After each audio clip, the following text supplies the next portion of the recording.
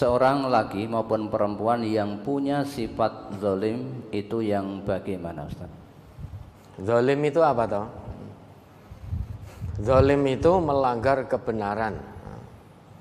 Melanggar kebenaran yang datangnya dari Allah, dari Rasulullah, itu zalim. Zalim itu menempatkan sesuatu bukan pada tempatnya, itu juga zalim. Berbuat tidak adil itu juga satu bentuk kezaliman. Ya, berbuat tidak adil mungkin karena hubungan kedekatan sehingga berbuat tidak adil. Yang dekat meski salah dibenar-benarkan, yang jauh, yang tidak kenal meski benar disalah-salahkan, itu juga zalim. Tidak memakai hukum Allah itu juga zalim. Zalim itu bisa kita zalim, berbuat zalim pada Allah dengan menyekutukan Allah atau mengkufuri kebenaran yang datangnya dari Allah. Itu zalim. Oleh karenanya Luqman ketika memberikan pengajaran nasihat kepada anaknya, hal pertama yang sangat ditekankan oleh Luqman kepada anaknya agar anaknya jangan menyekutukan Allah. Karena itu satu kedzaliman yang besar. Dalam Quran surat Luqman itu ayat 13 disebutkan wa idz qala Luqmanu libnihi wa huwa ya'idzuhu ya bunayya la tusyrik billah innasyirka la zulmun azim. Dan ingatlah. Di situ diartikan ingatlah.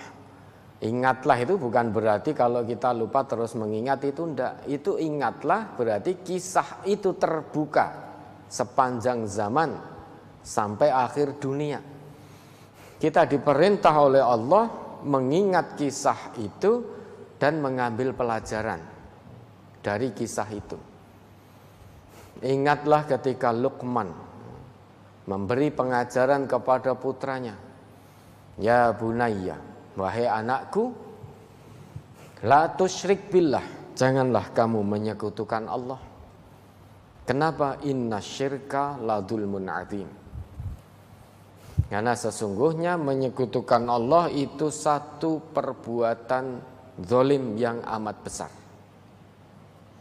Di samping itu, kita menolak atau menutup kebenaran yang datangnya dari Allah, berbuat kufur terhadap kebenaran yang datangnya dari Allah dan juga Rasulullah juga termasuk zalim. Bahkan orang bakhil pun juga dikatakan zalim.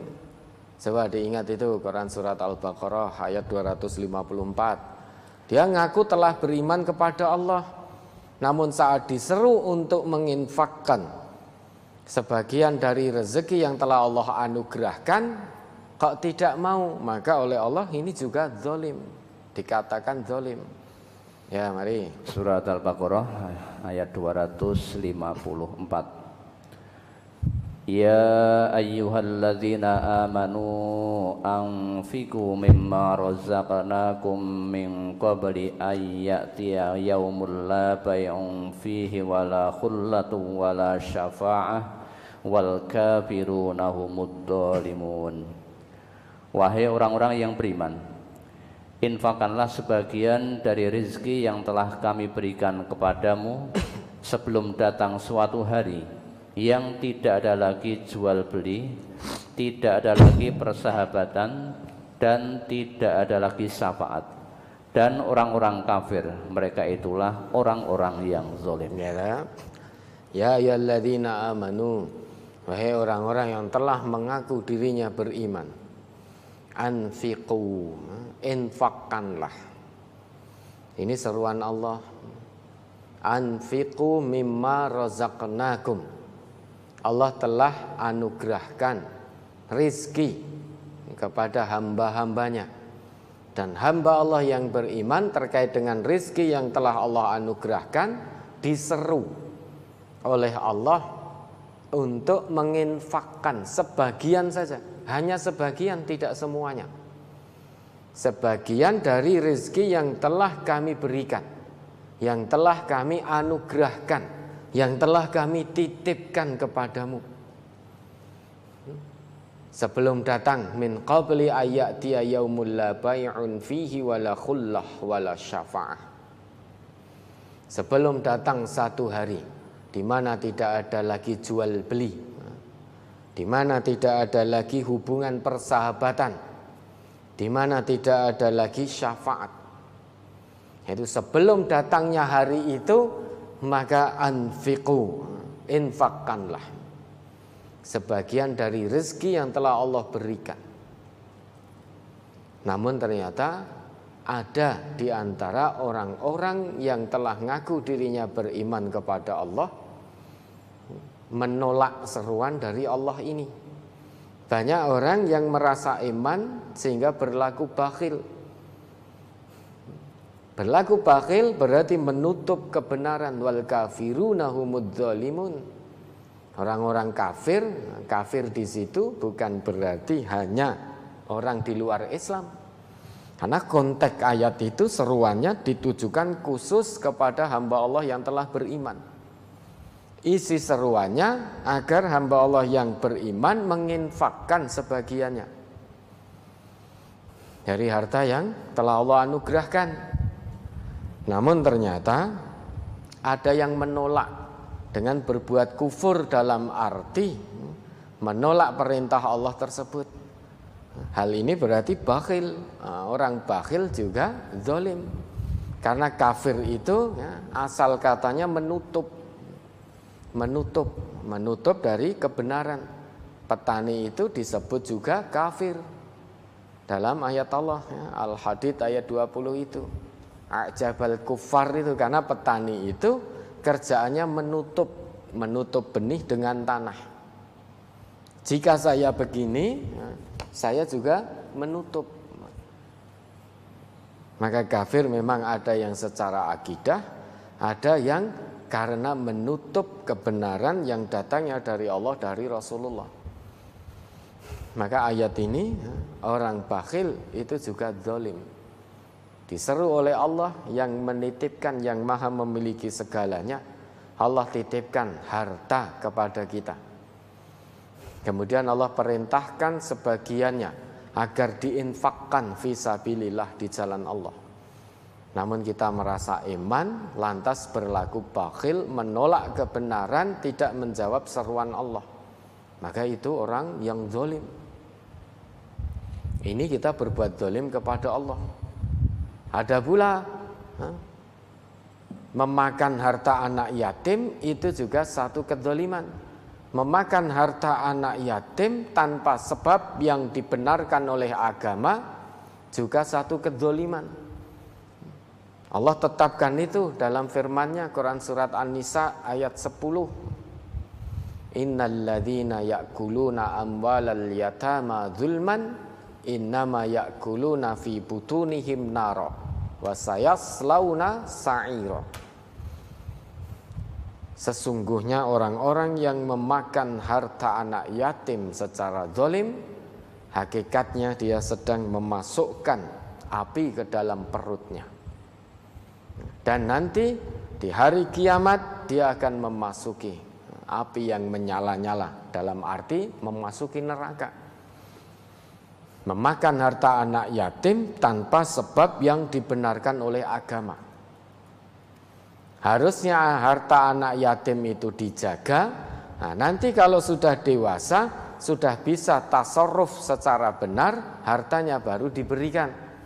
Lah ini sebelum diberikan kok sudah digunakan dengan cara zalim. Maka siap-siap mengambil tempat duduk di neraka para pemakan harta anak yatim. Di samping itu, merugikan orang lain itu juga zalim. Mengambil hak orang lain juga zalim. Mengambil harta orang lain juga zalim. Dalam sebuah sabdanya Nabi kita pernah menegaskan, maniqtata'a shibran minal ardi dzulman tawaqahullahu iyyahu yaumal qiyamah min sab'i aradin. Barang siapa Barang siapa, man di situ bisa berlaku kepada siapa saja, baik laki, perempuan, tua, muda, remaja, siapapun itu. Menyerobot atau mengambil tanah orang lain dengan cara zalim, tawaqahullah iyyahu yaumal qiyamah min sab'i aradin. Allah akan kalungkan padanya nanti di hari kiamat 7 lapis bumi. Menyerobot tanah, ingin memiliki sejengkal tanah, namun dengan cara yang zalim, cara-cara yang tidak dibenarkan oleh agama.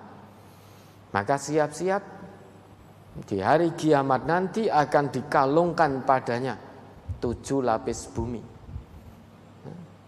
Senenge ra sepiro, punya tanah sejengkal ketika di dunia, tidak seberapa nominalnya, namun sengsara selama-lamanya.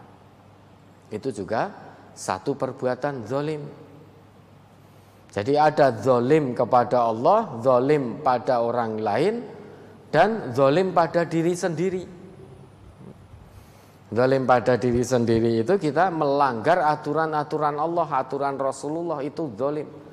Mengikuti hawa nafsu, melanggar kebenaran, berarti kita berlaku zalim pada diri sendiri. Mengikuti hawa nafsu sehingga terjerumus dalam satu perbuatan dosa, berarti kita menzalimi diri sendiri. Itu bisa. Dulu Nabi Adam juga pernah terjerumus dalam bisikan bujuk rayu setan sehingga memakan buah larangan. Kemudian setelah itu Nabi Adam bertobat kepada Allah. Nabi Adam dan Siti Hawa bertobat kepada Allah. Qala rabbana dzalamna anfusana wa illam taghfir lana wa tarhamna lanakunanna minal khasirin. Al-A'raf ayat 23 itu. Sehingga zalim itu setidaknya ada 3 hal. Zalim pada Allah dengan berbuat kufur, berbuat syirik. Zalim pada orang lain, merugikan orang lain, membuat susah orang lain.